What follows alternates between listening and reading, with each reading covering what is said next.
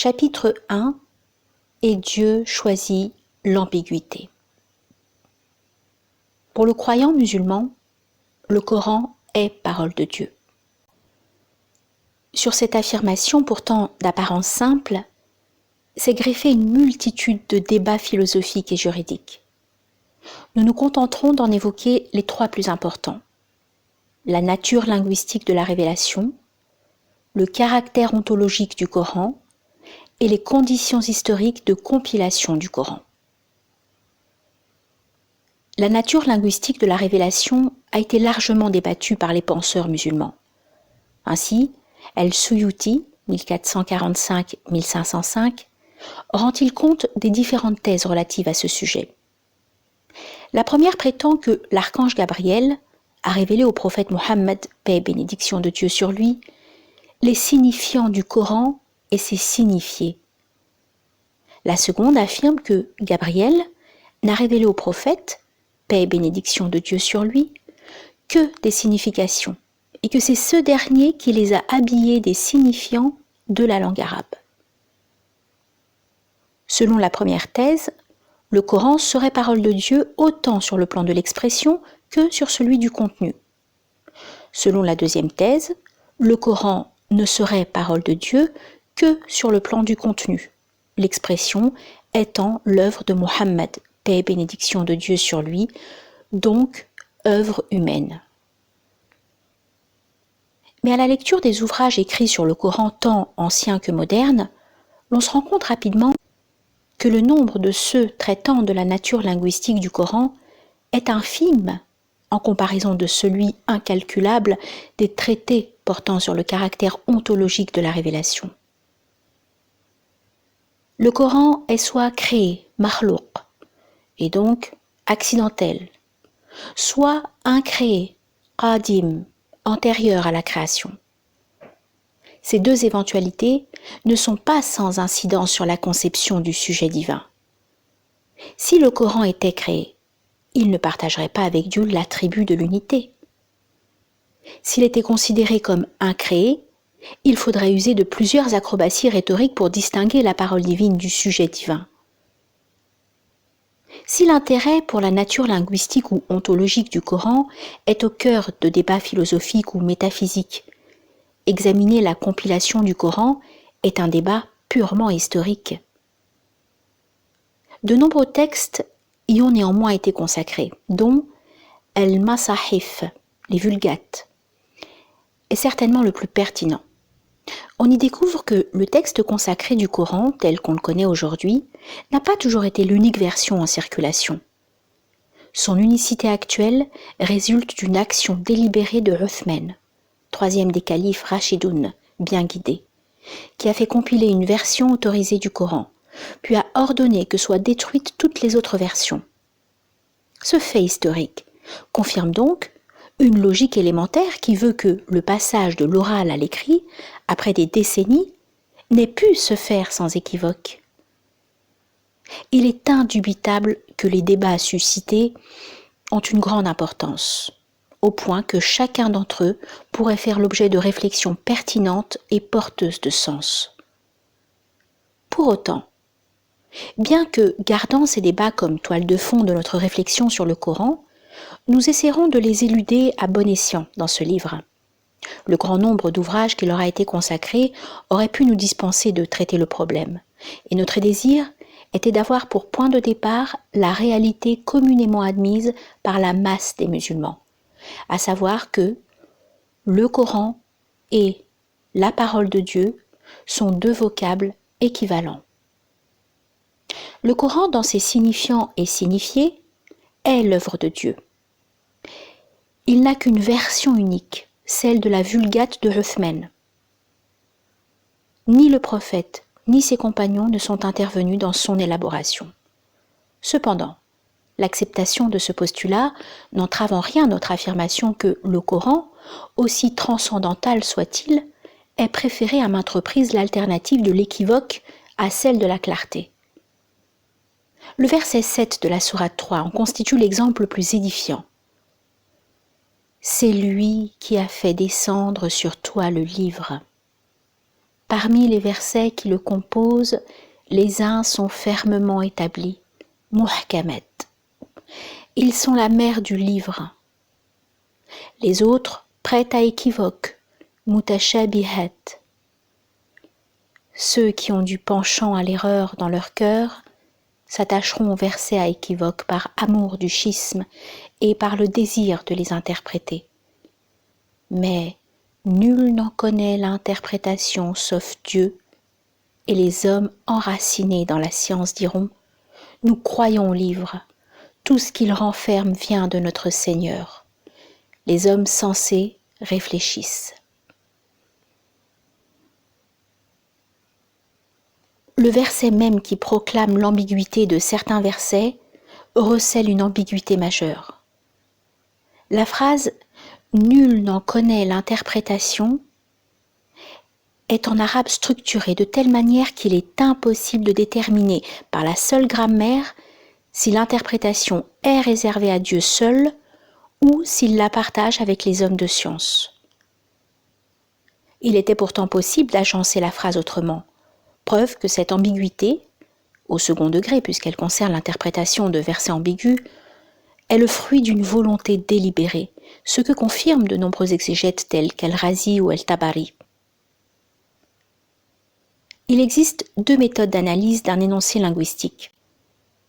La première, dite sémantique, s'intéresse au rapport des signifiants aux signifiés, ou encore à la relation entre les signifiés à l'intérieur du même énoncé.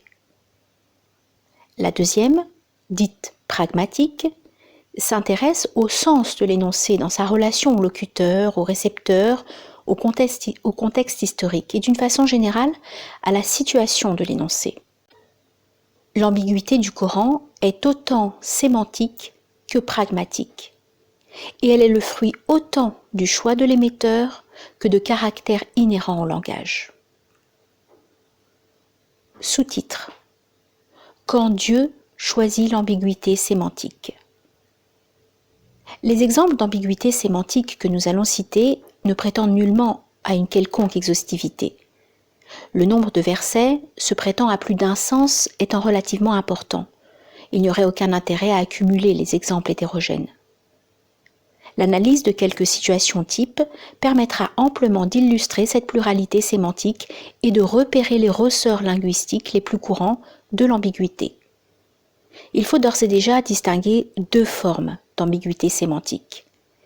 Celle qui concerne un signifiant, que ce soit un mot ou un verset, pris isolément, qu'on appellera ambiguïté particulière, et celle qui surgit dans la confrontation de deux versets ou plus, qu'on appellera ambiguïté globale ou contradiction. Premier exemple d'ambiguïté sémantique, le voile, en question, le flou de la catégorie. 1. Rares sont les thèmes coraniques qui ont fait couler plus d'encre et soulever plus de polémiques que la question du voile. Sans doute est-ce dû à sa portée sémiotique évidente, au fait qu'il exprime l'appartenance à un groupe idéologique ou social déterminé, ou encore à ce qu'il dit de la femme et de son émancipation, enjeu intellectuel ou politique chez bon nombre de penseurs musulmans ou non. Le voile est, entre musulmans, le sujet controversé par excellence. Pourtant, il est loin d'être un souci central dans le Coran, puisque seuls 3 versets l'évoquent. L'un d'eux ne concerne que les épouses du prophète. Alayhi salatu wassalam.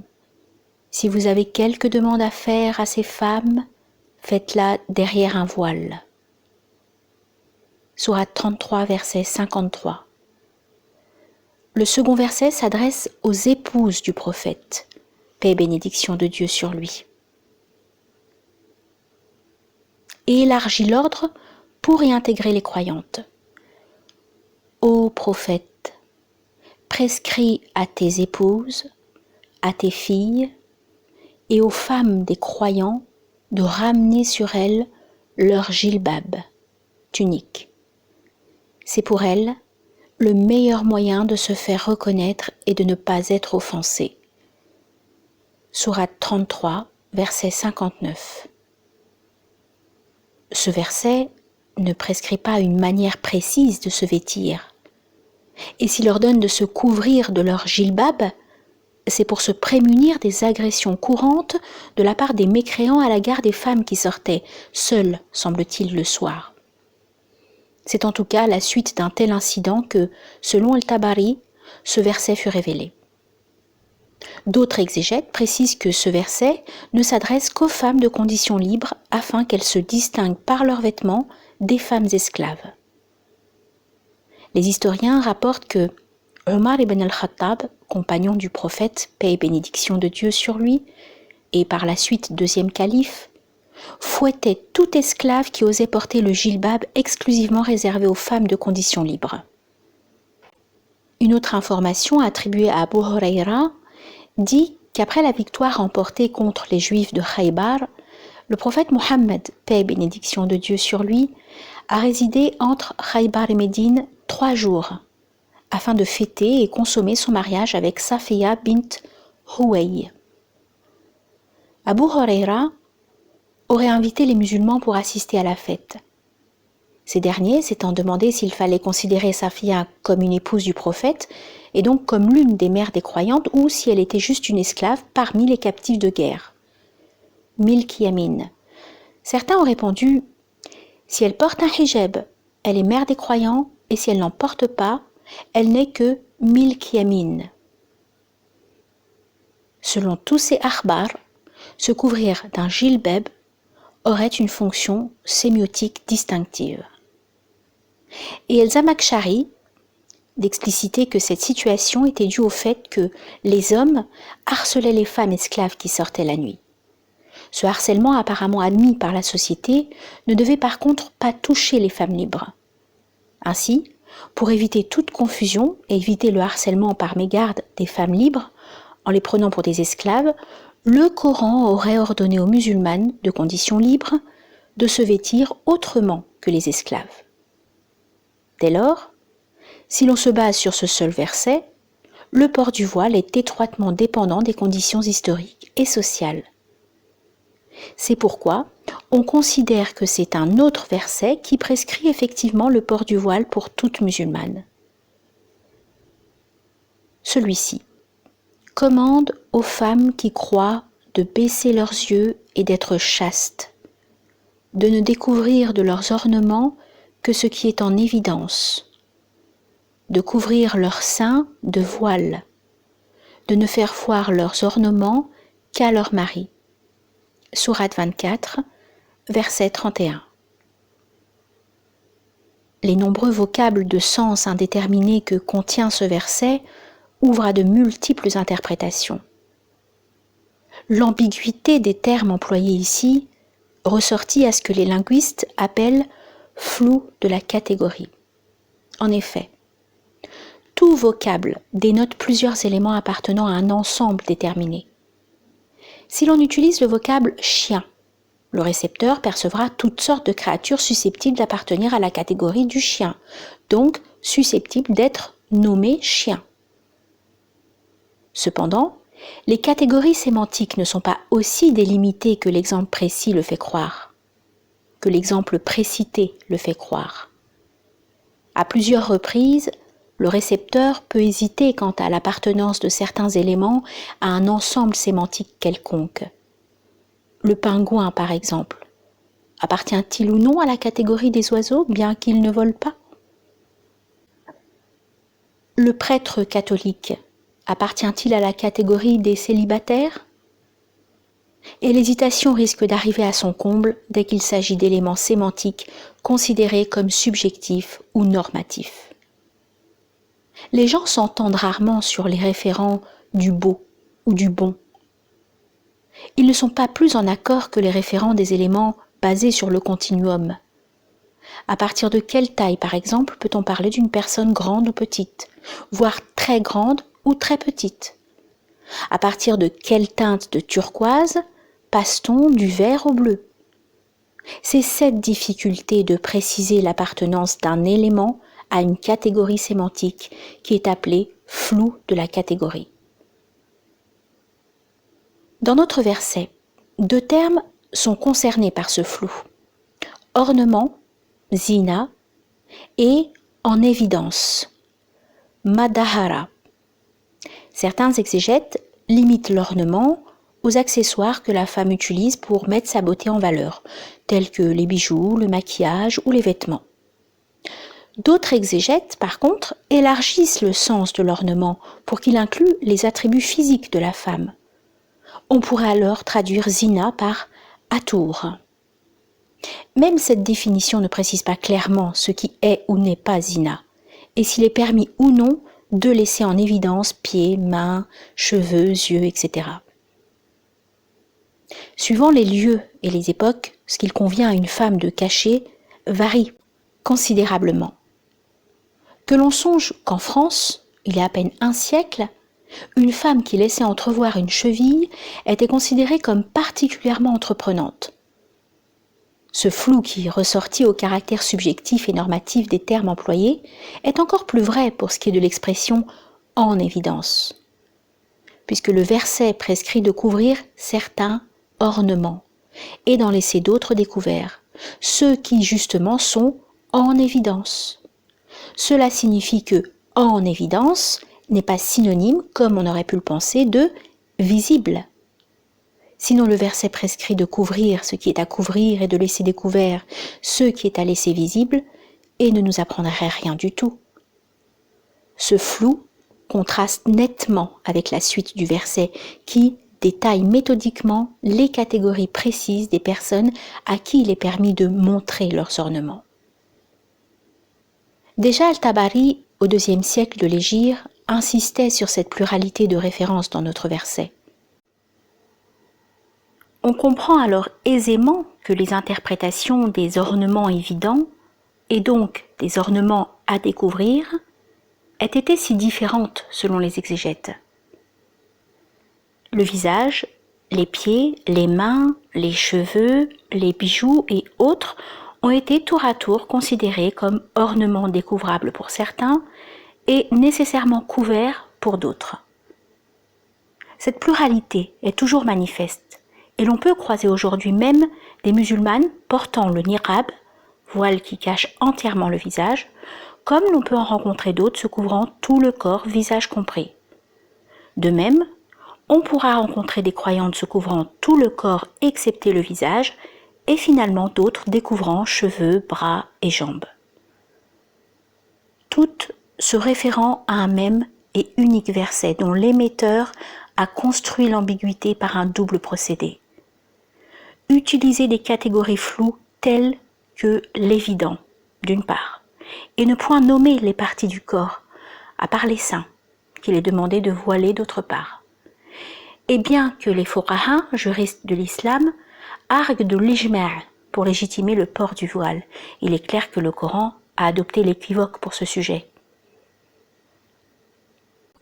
Deuxième exemple, le mariage de la musulmane au non-musulman, le flou de la catégorie 2. Le consensus des fuqaha a décidé qu'il est interdit à la femme musulmane de contracter mariage avec un non-musulman. Par contre, l'homme musulman peut épouser une chrétienne ou une juive, celle-ci appartenant à ceux qui ont reçu le livre, Ahl al-Kitab. Si la permission accordée à l'homme se réfère à une source coranique explicite,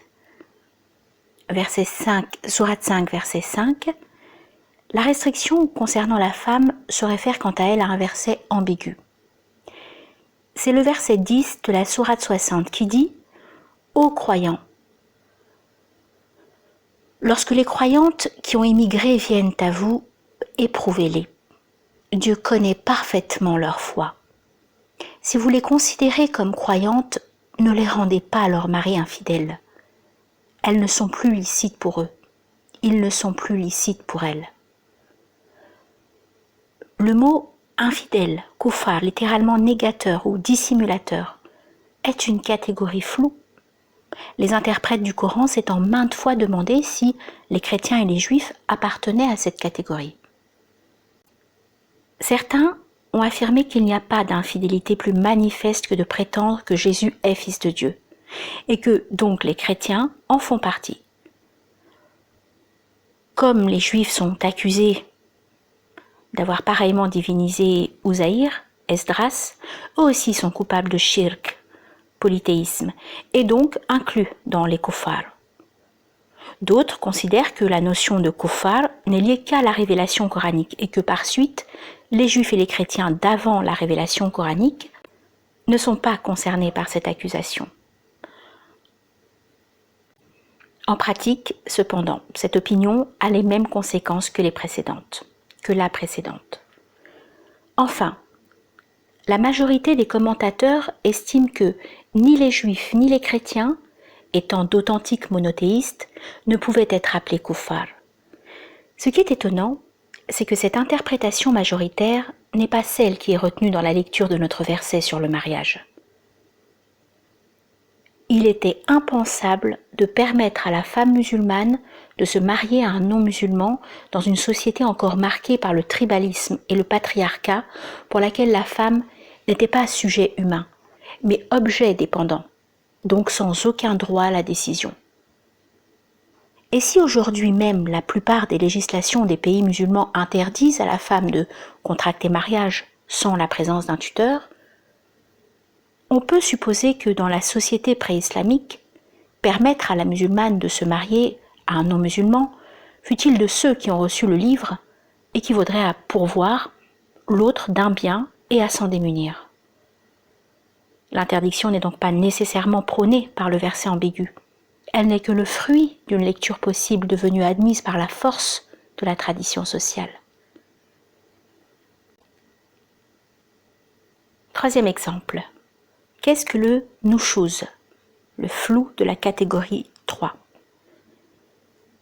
Toujours dans cette 4e sourate intitulée « Les femmes », se trouve le verset autorisant, sous certaines conditions, d'user de châtiments corporels contre son épouse. Voici le verset. Les femmes vertueuses sont pieuses, elles préservent dans le secret ce que Dieu préserve. Admonestez celles dont vous craignez le nushuz. Reléguez-les dans des chambres à part et frappez-les. Mais ne leur cherchez plus querelle si elles vous obéissent. Sourate 4, verset 34. Les exégètes n'ont pu s'entendre sur la signification du nushuz, qui veut littéralement dire « hauteur ». Ce terme est une catégorie sémantique floue que certains ont interprétée comme la haine de la femme envers son mari, sa désobéissance, son refus de se plier au devoir conjugal ou encore son infidélité. Cette divergence d'opinion embarrasse l'homme qui ne sait plus à partir de quels critères lui est accordée, entre guillemets, la permission de frapper son épouse. 4e exemple, l'interdiction du vin, d'ordre polysémique, donc polysémie numéro 1. La décontextualisation du texte est une cause essentielle de la difficulté d'attribuer un sens à certains vocables coraniques. Si le flou de la catégorie était dû à la nature du langage elle-même, la polysémie se comprend, elle, surtout à travers l'histoire de la langue. Comme le montrent les dictionnaires historiques et étymologiques, les signifiés d'un mot varient au cours du temps et généralement, pour les mots d'usage courant en tout cas, la tendance est à la multiplication et au glissement des sens possibles plutôt qu'à leur réduction. Il faut alors faire attention à ne pas projeter sur les mots du texte des sens qui sont apparus plus tard. Cela est d'autant plus vrai pour une langue comme l'arabe dont la racine du mot fait entrer ce dernier dans le réseau de signification engendré par cette racine, lequel peut être très étendu et éclectique. Les mots qui ne véhiculent qu'un seul sens étant rares, c'est le contexte qui est le seul recours permettant au lecteur de déterminer le sens précis de tel ou tel vocable. Ainsi, bien que le mot arabe « aïn » soit polysémique, le contexte du verset, on y trouvera une aïn collante, verset 88, sourate 88, verset 12, permet de préciser que aïn signifie une source et qu'elle ne dénote ni l'œil ni l'espion, autre sens possible de aïn. Par contre, le vocable khamr, traduit dans la plupart des traductions du Coran par vin, est polysémique, puisqu'il dénote, selon les lexicologues, à la fois les boissons alcoolisées issues du raisin et les boissons alcoolisées en général.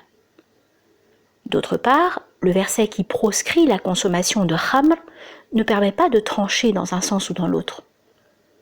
Vous qui croyez le khamr, le jeu d'argent, les bétiles, les flèches divinatoires ne sont que souillures machinées de Satan. Écartez-vous-en dans l'espoir d'être des triomphants.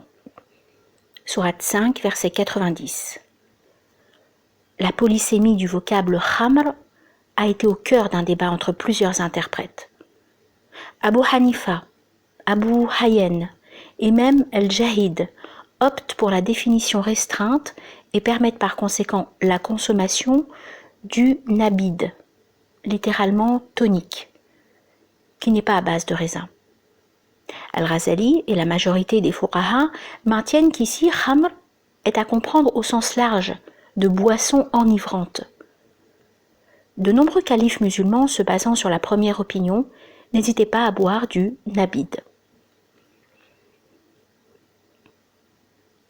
Autre exemple de polysémie, la monogamie de la femme. Il est un verset du Coran dont Ibn Abbas a affirmé qu'il était incapable de l'interpréter et dont Mujahid a dit « Si j'apprenais que quelqu'un était capable de m'expliquer ce verset, j'accepterais de faire un long périple à dos de chameau pour le rencontrer. » Le voici. Les muhsanettes vous sont interdites, excepté celles qui seraient tombées entre vos mains comme esclaves. Sourate 4, verset 24. Le terme muhsana peut désigner aussi bien la femme non adultère, la femme de condition libre, que la femme mariée. Le contexte ne tranchant pas, les exégètes ont exploré les conséquences légales des différentes interprétations du mot. Si ce vocable désigne la femme non adultère, le verset interdirait de prendre celle-ci pour concubine et ne permettrait que de l'épouser légalement. Le deuxième sens possible du verset interdirait de prendre les femmes de condition libre pour concubines et le permettrait, s'agissant des femmes esclaves. On peut relever au passage que ces deux lectures, si elles interdisent le concubinage, ne proscrivent nullement ni aux femmes non adultères, ni aux femmes de condition libre d'avoir plus d'un époux. Pour passer outre cette possibilité sémantique aussi embarrassante que déconcertante, d'autres exégètes ont choisi pour le mot muhsanat le troisième sens possible, celui de femme mariée. Le verset interdirait alors explicitement toute polyandrie, mais cette lecture, tout en résolvant le silence du Coran sur la polygamie, pose un autre problème car elle stipulerait le droit du musulman à violer les sabayas mariés de la guerre sainte, ou le droit du maître à jouir de son esclave même si elle est mariée. Les deux possibilités n'étant pas très valorisantes du point de vue éthique, plusieurs exégètes ont tenté de les justifier en postulant que, dès l'instant où une esclave est capturée ou achetée, celle-ci est considérée comme déliée de ses engagements matrimoniaux antérieurs. Mais dans ce cas, il est étrange que le verset l'appelle néanmoins femme mariée. Autre exemple de polysémie. La kalala, ou quand le partage de l'héritage pose problème. S'il est un terme coranique qui a déconcerté les fuqaha, c'est bien celui de kalala, présent dans deux versets. Le premier dit quand un homme ou une femme laisse un héritage sur le mode de la kalala, s'il a un frère ou une sœur, le 6e de l'héritage reviendra à chacun d'entre eux. S'ils sont plusieurs, ils se répartiront le tiers de l'héritage, après que ses legs ou ses dettes auront été acquittés, sans préjudice pour quiconque. Sourate 4, verset 12. Et le deuxième verset dit « Il te demande une décision concernant les successions. » Dit « Dieu vous donne des instructions au sujet de la kalala. » Sourate 4, verset 176. La kalala est un vocable dont les sens varient. Hériter sur le mode de la kalala signifie hériter soit d'une personne qui n'a ni parents ni enfants, soit d'une personne qui n'a pas d'enfants, soit d'une personne qui n'a pas de parents. Ces différences de signification ne sont en rien formelles, Elles engendrent en effet des divergences de taille dans le partage des héritages concernant les frères et sœurs utérins. Devant la polysémie du vocable kalala, Omar ibn al-Khattab aurait dit « J'aurais préféré renoncer à la vie et à tous ses plaisirs en contrepartie de l'explication par le prophète alayhi salatu wassalam, de 3 notions, la kalala, le califat et le riba, l'usure. Ou, selon la version d'El-Tabari, je préférais connaître le sens de kalala plutôt que de posséder tous les palais de l'Empire romain. » Sous-titre « Le trope ». Un énoncé qu'il faut comprendre, non pas selon son sens premier, mais dans un second sens que le premier, connote, donc un sens figuré, est un trope. Seul le contexte ou éventuellement un autre indice sémantique permet de faire d'un énoncé un trope. Ainsi, l'expression « voler de ses propres ailes » est généralement un trope quand on l'applique à un humain, pas à un oiseau. La notion de trope englobe donc un certain nombre de figures de style, métaphores, métonymies, litotes, voire antiphrases, mais également tous les actes de langage indirect, c'est-à-dire où l'intention réelle du locuteur dépasse le contenu effectif de ses propos, ce qu'on ne peut déduire que du contexte. Ainsi, une personne qui dit « il fait froid » à quelqu'un qui se trouve dans la même pièce que lui veut peut-être bien plutôt signifier « veux-tu fermer la fenêtre ?» La description masque une demande. Catherine Kerbrat-Orecchioni nomme ce type de trope pragmatique, en opposition au trope classique dit trope sémantique. Les 2 types de tropes sont au fondement linguistique de la pluralité du discours coranique. On reconnaît une expression comme trope avant tout quand le sens propre de cette expression serait incohérente par rapport au contexte. Contexte particulier, propre au texte bien sûr, mais aussi contexte général, c'est-à-dire ce que le récepteur sait être réaliste.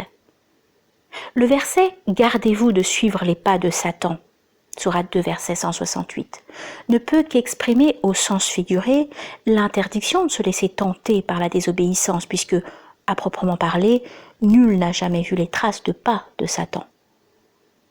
Le verset « Warfid lahuma jannahal lidulli min rahmahi »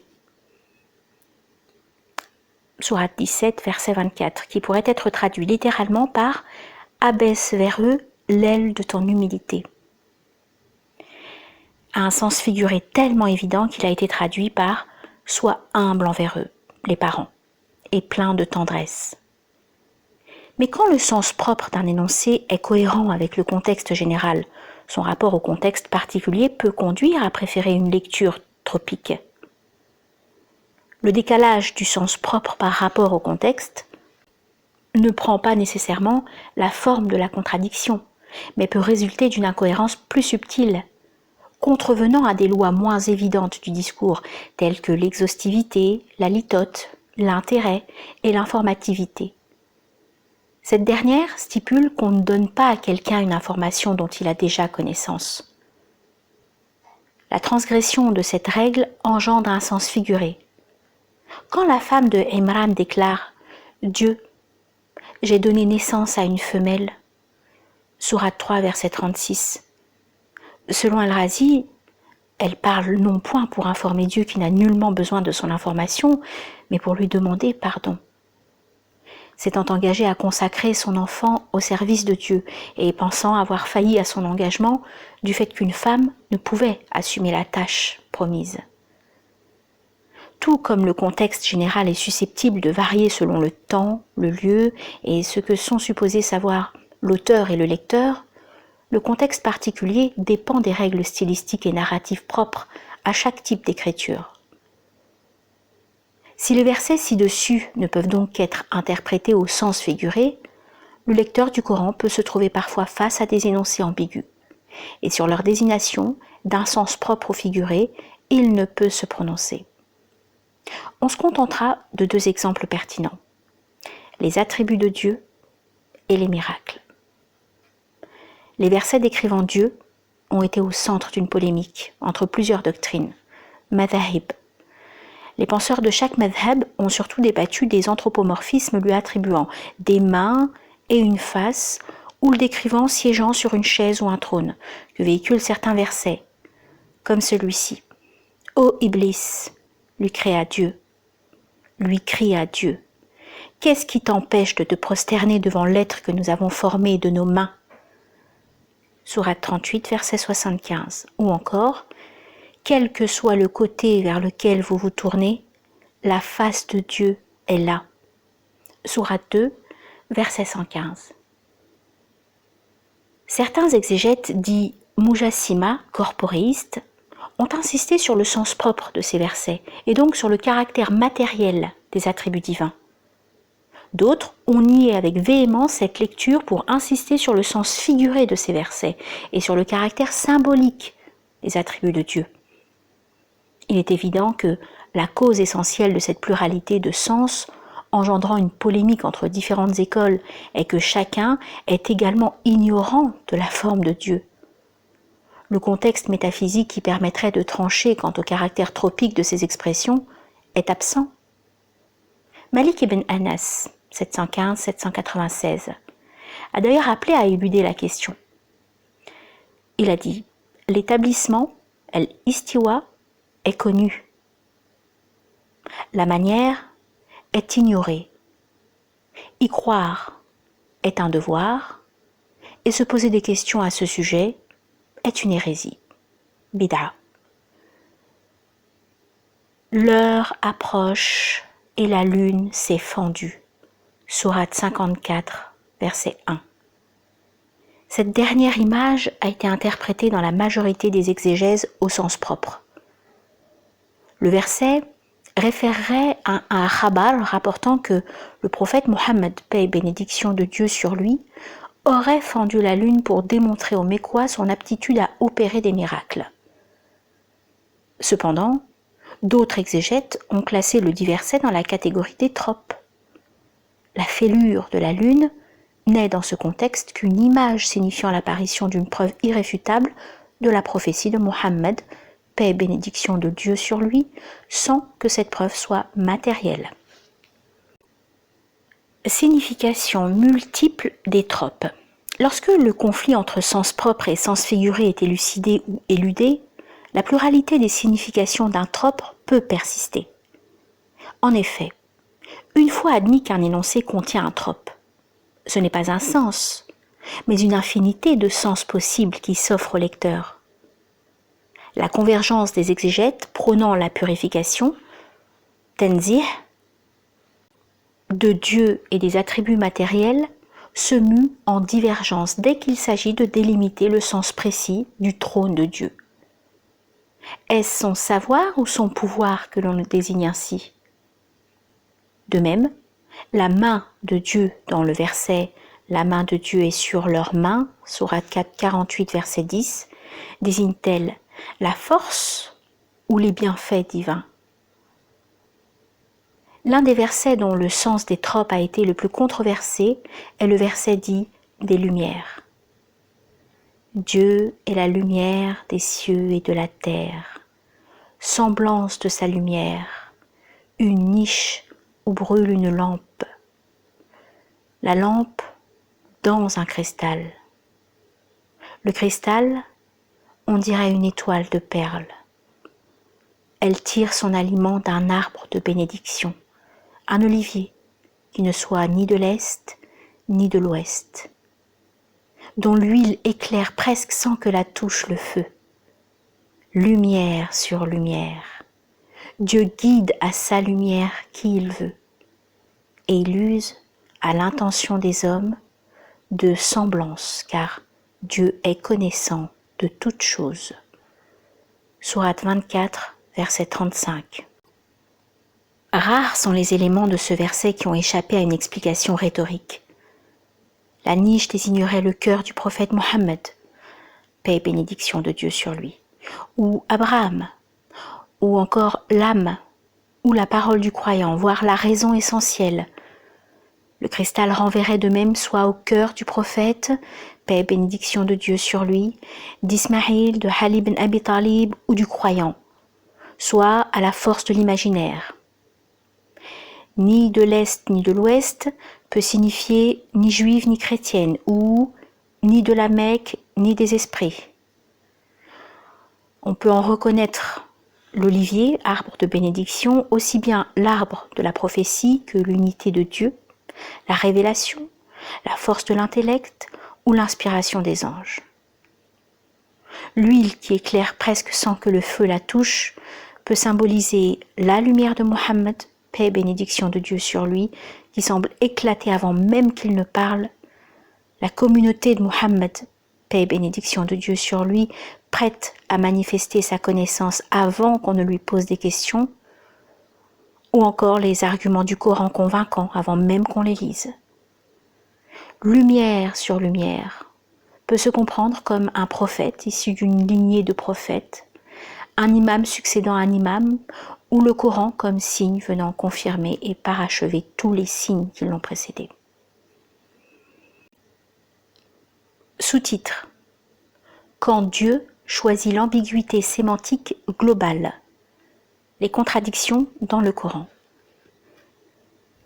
Même s'il est vrai que le Coran a connu une longue gestation orale avant d'être finalement assemblé en un écrit identique pour tous les musulmans, et que son élaboration s'est faite dans des contextes particulièrement variés, il n'en est pas moins avéré qu'il constitue aujourd'hui un texte unique, et non une collection hétérogène d'écrits.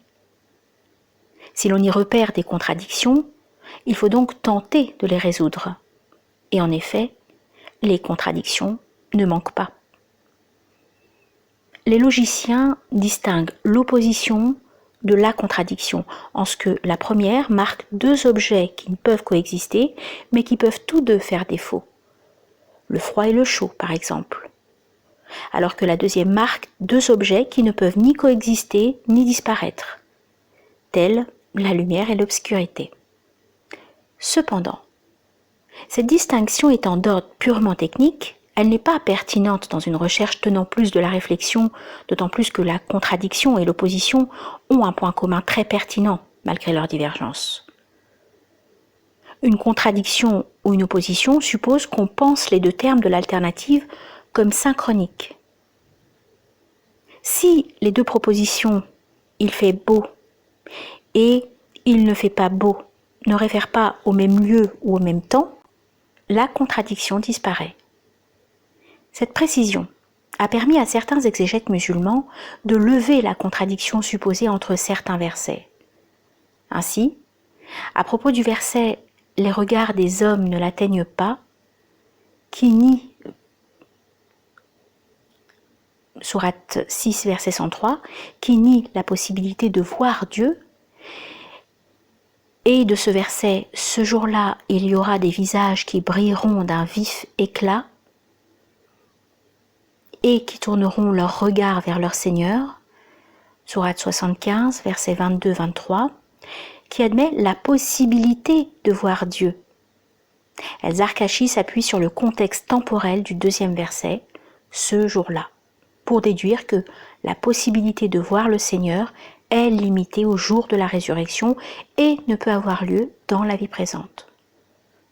Cependant, cette différence temporelle entre les références des versets n'est que rarement en jeu dans les contradictions. C'est pourquoi plusieurs penseurs musulmans usent d'autres procédés pour nier ce qu'ils insistent à présenter comme contradiction apparente entre certains énoncés coraniques. Le même El-Zarkashi donne à l'un des chapitres de son livre le titre fort suggestif de « Ma'arifatu muhimmi l'irtilaf » connaître ce qui donne l'illusion de la contradiction dans le Coran. À cette fin, il donne à certains vocables du Coran des interprétations différentes, interprétations qui ne sont pas nécessairement inférées par l'énoncé. C'est le cas de deux versets suivants a priori opposés et se référant tous deux à un même axe temporel. Le premier stipule que Dieu n'adressera pas la parole aux pécheurs le jour de la résurrection. Ceux qui refoulent ce que Dieu fait descendre de l'écriture et en font négoce à vil prix, Ceux-là ne mangeront dans leur ventre que du feu. Dieu ne leur parlera pas au jour de la résurrection, non plus qu'il ne les purifiera. Ils vont à un tourment douloureux. Sourate 2, verset 174. Alors que le second verset affirme « Par ton Seigneur, nous les interrogerons tous ». Sourate 15, verset 92.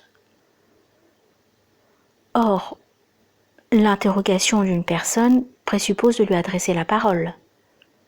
El-Zarkashi propose de distinguer deux paroles. L'une de charité et d'hommage qui ne sera pas adressée aux pécheurs, l'autre de réprimande qui leur sera adressée. C'est le postulat selon lequel le Coran ne peut pas se contredire, qui force à poser cette distinction.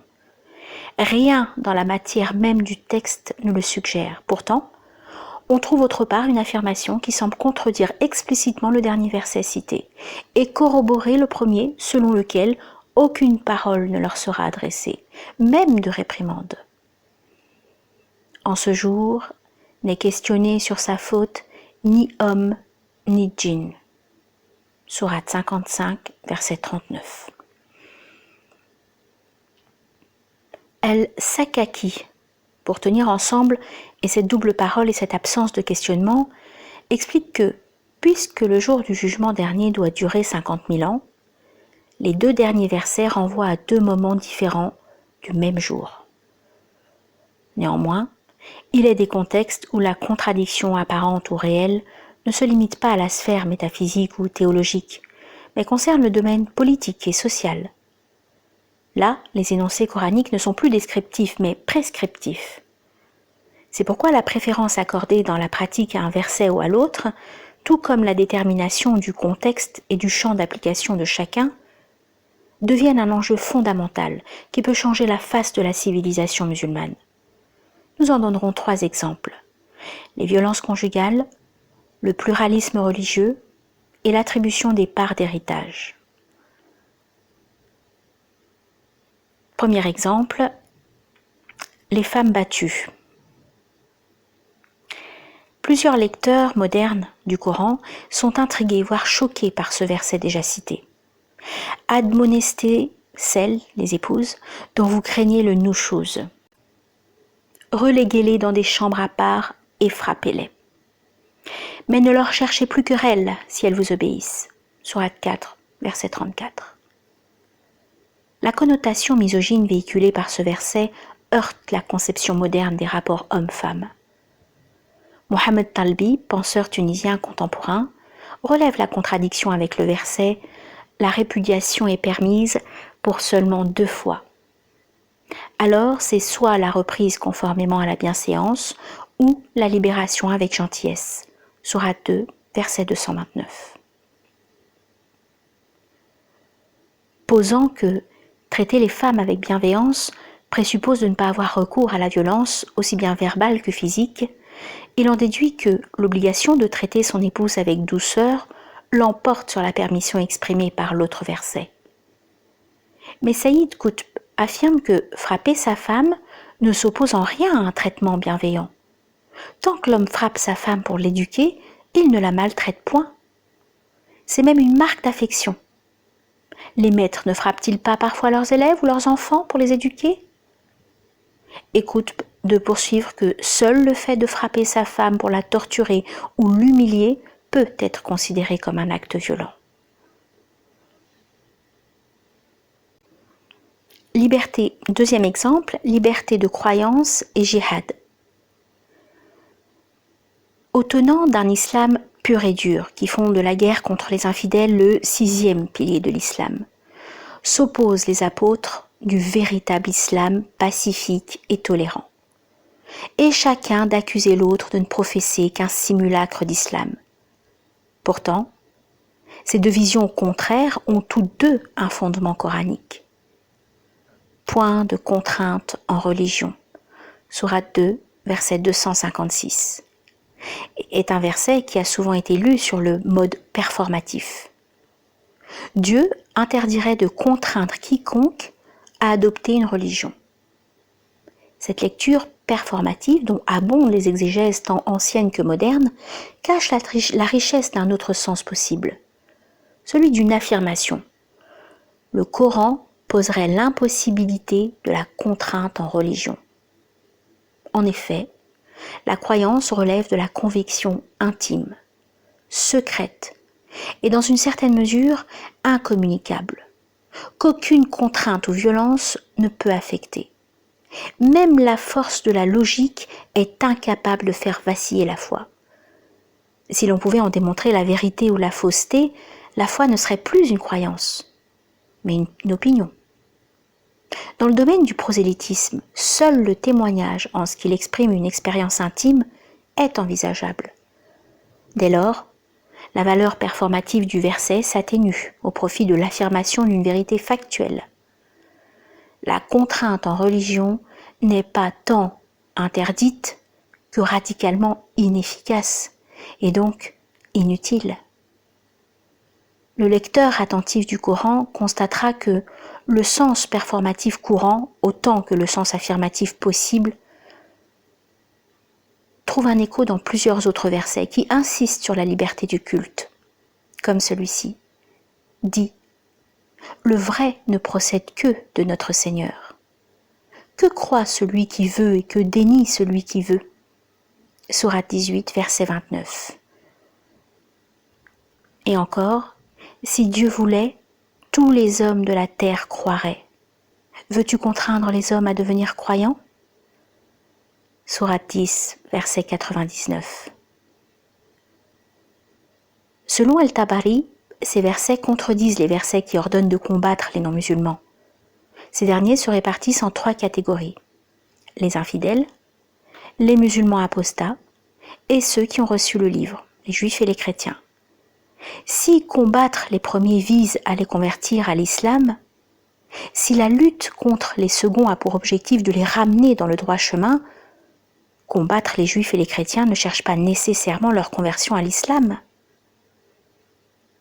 qui demeure un choix. Mais leur soumission au pouvoir musulman est exigée et ils devront même payer un impôt spécifique, la jizya. Dans les 3 cas, le principe de liberté de religion affirmé dans le Coran semble bafoué par le même Coran. Et même si les juifs et les chrétiens ont le droit de se maintenir dans leurs propres convictions religieuses, il est indubitable que l'impôt qu'ils payent est d'une certaine manière une sanction qui marque leur non-adhésion à la communauté musulmane et leur infériorité. Certains exégètes ont tenté de concilier ces 2 exigences coraniques contradictoires. Cependant, la plupart reconnaissent qu'il y a là une contradiction irréductible et font alors intervenir le principe d'abrogation ou nasr. Ce principe stipule que lorsque 2 injonctions opposées sont censées être applicables dans un contexte identique, cela signifie qu'un verset annule le caractère prescriptif de l'autre verset qui est dit abrogé. Comme dans cet exemple, nous n'abrogerons aucun verset de ce livre, ni n'en ferons effacer un seul de ta mémoire, sans le remplacer par un autre meilleur ou pareil. Sourate 2, verset 106.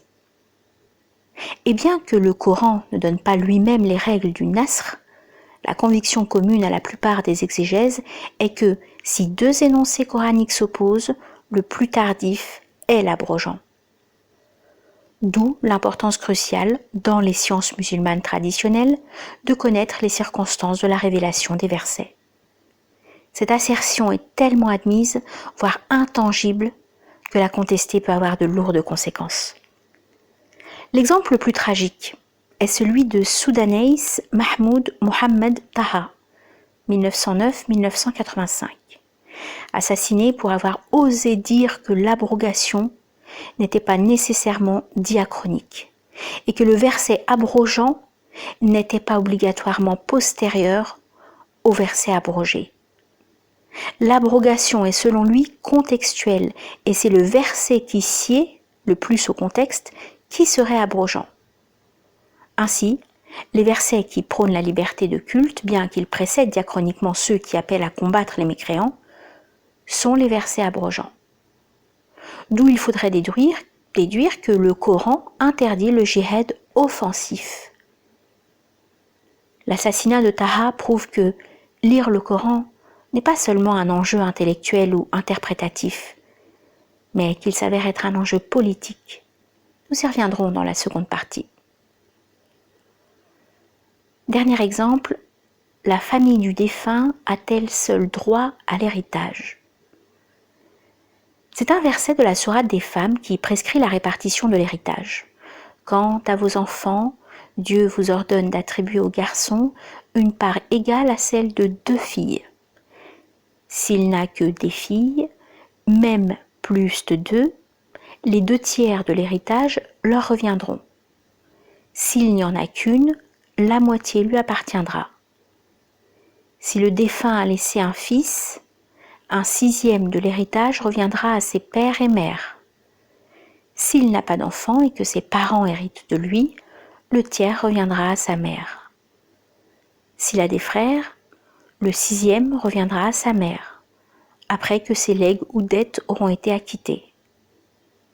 Vous ignorez si ce sont vos ascendants ou vos descendants qui vous sont le plus utiles. Telle est l'obligation imposée par Dieu. Dieu est celui qui sait. Il est juste. Sourate 4, verset 11. On trouve cependant, au verset 8 de la même sourate, une injonction parallèle qui perturbe cette arithmétique. Attribuez aussi une part aux proches, aux orphelins et aux pauvres lorsqu'ils assistent au partage et adressez-leur des paroles convenables. Cette divergence ainsi que le contraste entre la précision du verset 11 et le caractère général du verset 8 ont déconcerté les interprètes du Coran. Certains y ont vu une opposition d'abrogation, alors que d'autres ont insisté sur le fait que c'est l'avarice des hommes qui a révoqué le hukm du second verset, qui fait que personne n'est astreint par la législation islamique de donner une part de l'héritage aux orphelins et aux pauvres, eussent-ils assisté au partage de la succession.